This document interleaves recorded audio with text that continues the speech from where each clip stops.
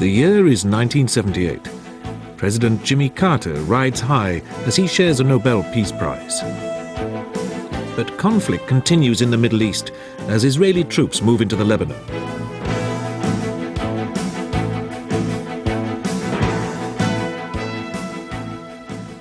The United States makes another leap forward in space technology as the shuttle is rolled out. And on the 15th of February, a man is arrested in Florida who eventually confesses to 23 murders. Nearly all the victims were young and pretty, with a strong resemblance to each other, and to a girl who once turned him down. The police were fairly sure he had killed at least 15 others as well.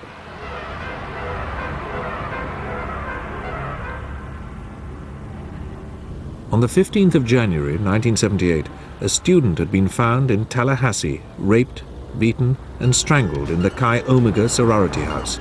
Her name was Margaret Bowman. In a nearby room, also dying, was Lisa Levy. Her body had been savagely bitten. Also attacked, but alive, in the same sorority house were these girls, Karen Chandler and Kathy Kleiner. 90 minutes later, Cheryl Thomas was brutalized in her bed by the same man. 3 weeks later, in Lake City, a 12-year-old schoolgirl disappeared. Kimberly Leach's body was found in a river 2 months later. The following week, a patrolman stopped a stolen car. The driver, here led by the police, said he was called Chris Hagen, but wouldn't give any more information about himself. Then he claimed he was Kenneth R. Meisner of Tallahassee, but this turned out to be just one of the names on the many stolen credit cards he had acquired. It took several days for the Florida police to realize they had caught the most wanted man in America, Theodore Robert Bundy. He was on the run after having escaped from Aspen, Colorado, during pre-trial hearings for the murder of another pretty girl.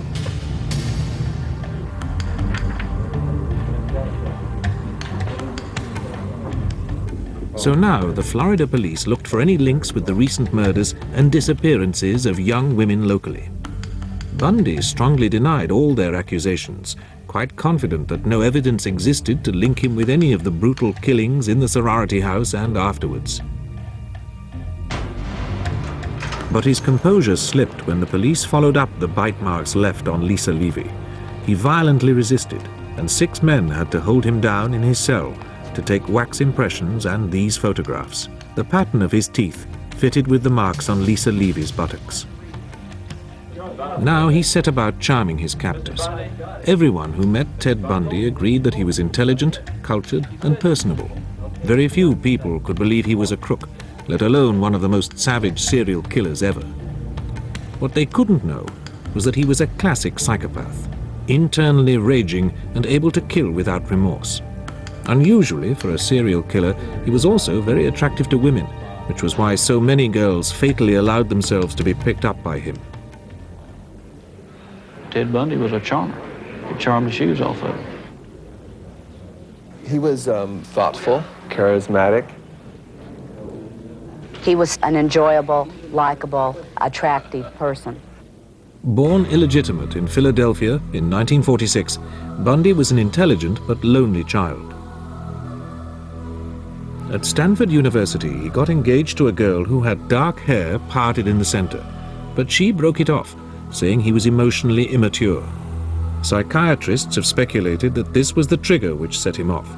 Nearly all the 40 girls who were later to disappear when they came into contact with Ted Bundy had center-parted dark hair as well.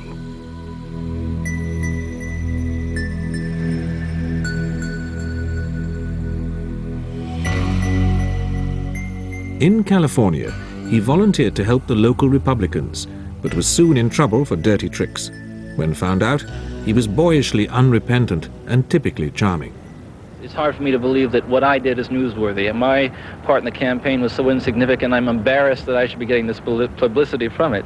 Really embarrassed. At the end of the 1960s, he moved to Seattle, got a psychology degree, and entered law school. In 1974, girls started to disappear. On the 31st of January, Linda Ann Healy, a 21-year-old student at the University of Washington, went missing.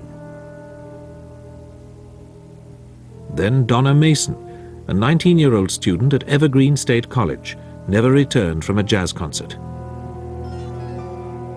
Susan Rancourt, another student aged 18, went to a movie and disappeared.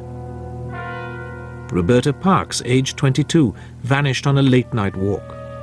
An unknown man left this bar, the Flame Tavern, near Seattle Airport, with Brenda Ball. She was never seen alive again. Her ravaged body was found months later on nearby Taylor Mountain.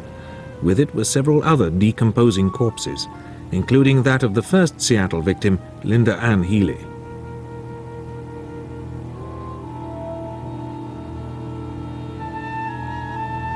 Then George Ann Hawkins, aged 18, walked back alone to her Washington University sorority house, but never reached it. The beach at Lake Sammamish was crowded on the 14th of July, 1974.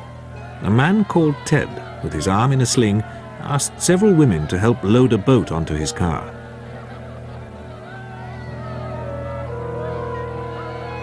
At least 2 refused, but Janice Ott, aged 23, agreed to go with him and disappeared.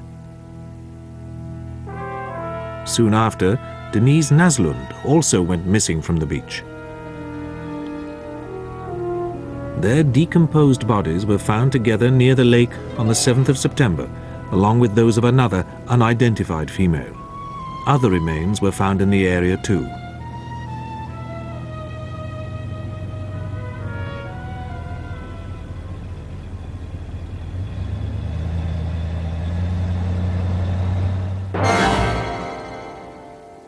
Now the police had something to go on, since several girls could remember the man. They issued a photo-fit picture, which turned out to be remarkably accurate.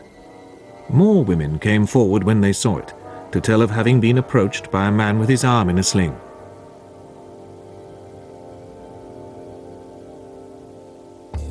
There were eventually 3,500 suspects on the state computer. Number 7 was Ted Bundy, but by the time the police reached his name, he had moved on. In August 1974, the disappearances in Washington ceased. Bundy was in Salt Lake City, and women started disappearing there. Nancy Wilcox, age 16, high school cheerleader, was last seen in a Volkswagen on the 2nd of October. Her body was never found. Melissa Smith hitched a ride on the 18th of October. She was found strangled. Laura Aim vanished and was slaughtered on Halloween. But Carol DeRodge, age 19, turned out to be a tougher proposition. In the Salt Lake City parking lot, a phony cop got her into his Volkswagen, then snapped handcuffs on her. She managed to get away, but later she failed to recognize a photograph of Bundy. Over the next 6 months, a series of other girls disappeared in the Salt Lake City area. The last, on the 1st of July, was Nancy Baird, an attendant from this gas station in Golden, Colorado.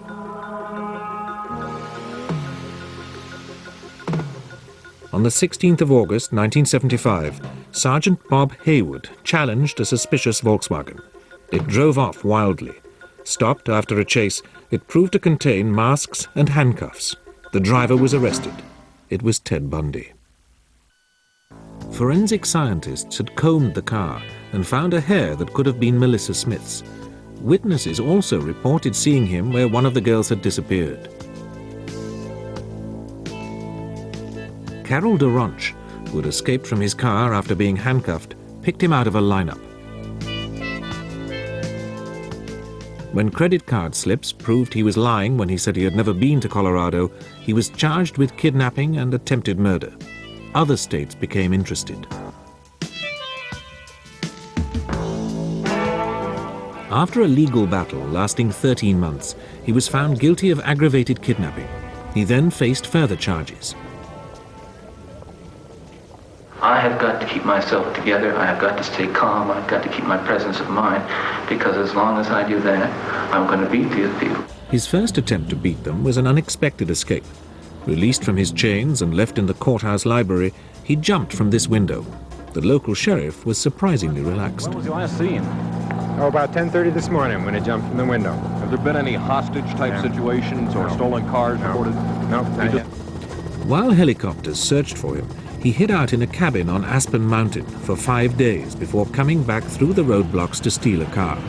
He was rearrested a few blocks from where he had escaped.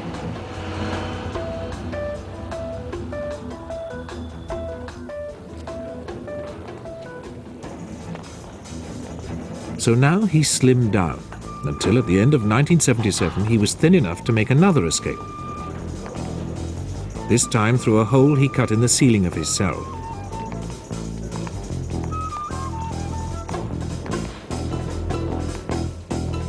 By the time the alarm was raised, he had driven to Denver in a stolen car and hopped a plane to Chicago.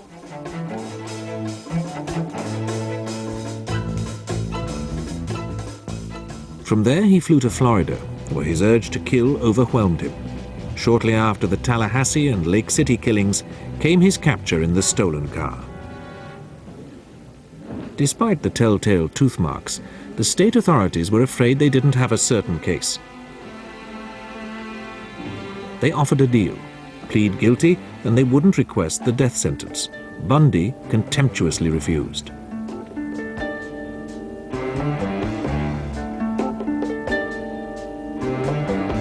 He also complained during the pre-trial hearings that his defense team had shut him out of preparations, but the judge was unimpressed.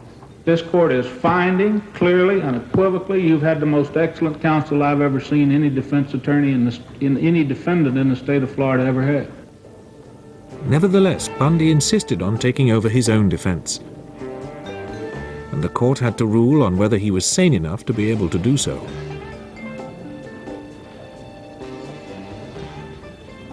The man is difficult to work with.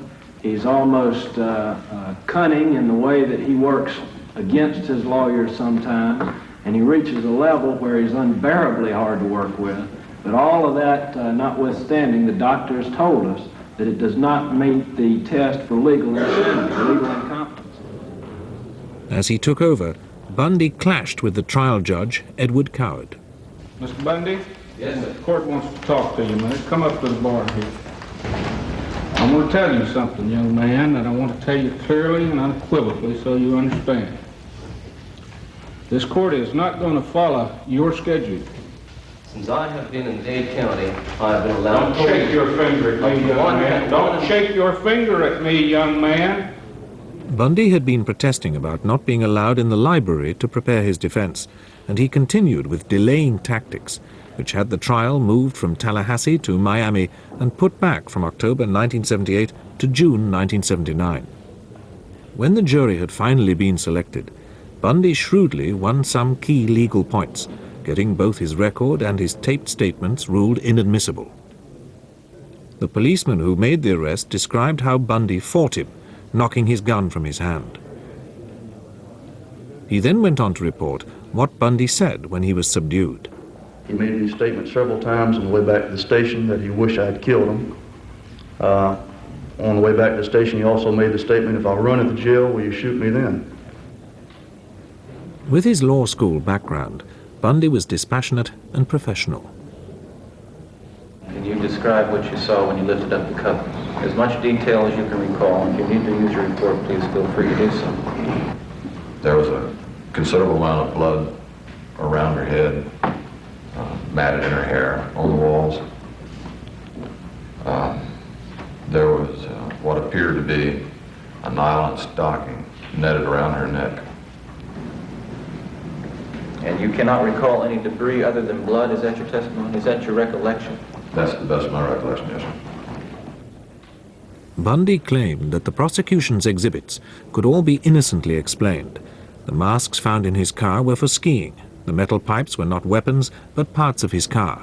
The nylon stockings not for strangling, but for wearing.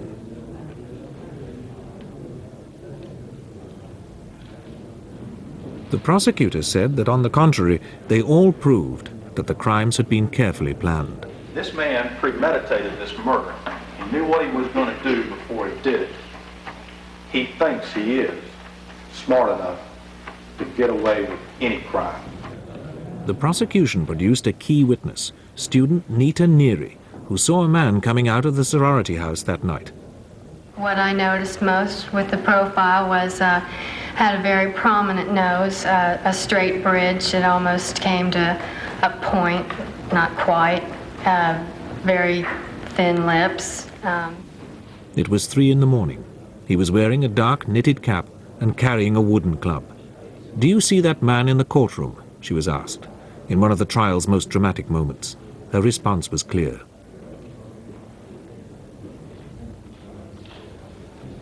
This was damning enough, but the clincher was the savage bite on Lisa Levy. The defendant in this case, Theodore Robert Bundy, was responsible for leaving those bite marks on the buttocks of Lisa Levy. Bundy claimed they weren't his, but dental evidence was overwhelming. Knowing that this was a critical point, he took the stand to deny it. What is your name, please? Theodore Robert Bundy. When you were arrested on February 15th, 1978 in Pensacola, did you have a chip in your right front tooth? No, I did not. He used all his ingenuity to weaken the evidence. Then that evidence would tend to show that in fact my teeth could not or did not make those marks.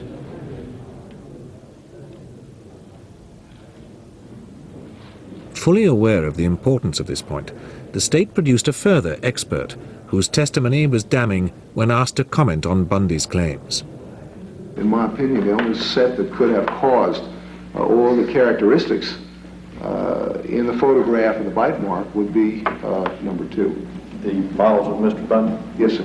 The trial took a month, but on the 23rd of July, 1979, the jury needed only 7 hours to reach their verdicts on a long list of indictments. The clerk of the court was handed the decisions. Could this impressive and articulate young man really be a wild sex killer? Publish the verdicts, Madam Clerk. In the Circuit Court of the 2nd Judicial Circuit in Leon County, Florida, case number 78670, with the jury at Miami-Dade County, Florida, this 24th day of July, AD 1979, found the defendant, Theodore Robert Bundy, as to count 3 of the indictment, murder in the first degree upon one Lisa Levy, guilty as charged, so say we all, Rudolph E. Trimble, foreman. The verdict was guilty, and all that Bundy could do now was to try to avoid a death sentence. With his usual cheek, he said that if he was sentenced to death, it would lower the court to the level of a murderer. I'm not asking for mercy, for I find it somewhat absurd to ask for mercy for something I did not do. As Bundy's mother listened, the judge had no hesitation in passing the death sentence. She was struck several times about the head. She had a ligature around her neck, which was a pantyhose that strangled her, caused her death. The beating was vicious, vile, and wicked, and atrocious. It is further ordered that on such scheduled date that you be put to death by a current of electricity sufficient to cause your immediate death, and such current of electricity shall continue to pass through your body until you are dead. However, Judge Edward Coward had extraordinary words of praise for his performance in the courtroom. It's a tragedy for this court to see such a total waste, I think, of humanity that I've experienced in this court. You're a bright young man. If you'd made a good lawyer, I'd love to have had you practice in front of me, but you went another way, partner. So he left the courtroom in Miami a condemned man, to be taken to Orlando for another trial, this time for the murder of schoolgirl Kimberly Leach. In an extraordinary scene during this, he called his girlfriend Carol Boone to the stand and asked her to marry him. Will you marry me? Yes, I will. And I do hereby marry you. Thank you. She accepted, and they had a daughter during the years of his appeals. But extravagant gestures could not influence the verdict.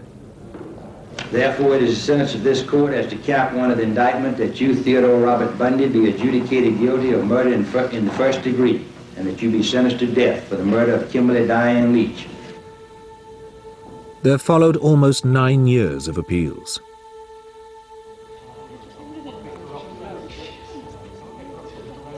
One point which emerged was that Bundy claimed that he had been spurred on by pornography. Anti-porn crusaders leapt at this revelation as confirming their worst fears. Dr. Victor Klein, a psychiatrist who had made a study of the effects, summed up their views. They get into this pattern, it's a sexual addiction, and they act it out. And even good people can or are vulnerable to it. But lawyer John Weston took a sterner view. It's also a way for Bundy to check out by, in essence, saying the devil made me do it. Officials speculated as to how many women Bundy really had killed. My feeling is that he's killed way over 100. When his last appeal failed, Bundy tried to delay his execution by starting to confess. His mother was devastated. We don't want to believe that these things happened, but it sounds like at least some of them did, unless he's making it all up. Why would he make it up? When even this tactic failed, he used pleading. What I'm talking about is going beyond retribution, which is what people want with me. Going beyond retribution and punishment, because there is no way in the world that killing me is going to restore those beautiful children to their parents and correct and soothe the pain. But at last, 9 years after the sentence, the state of Florida prepared for retribution. Press and angry crowds gathered outside the prison.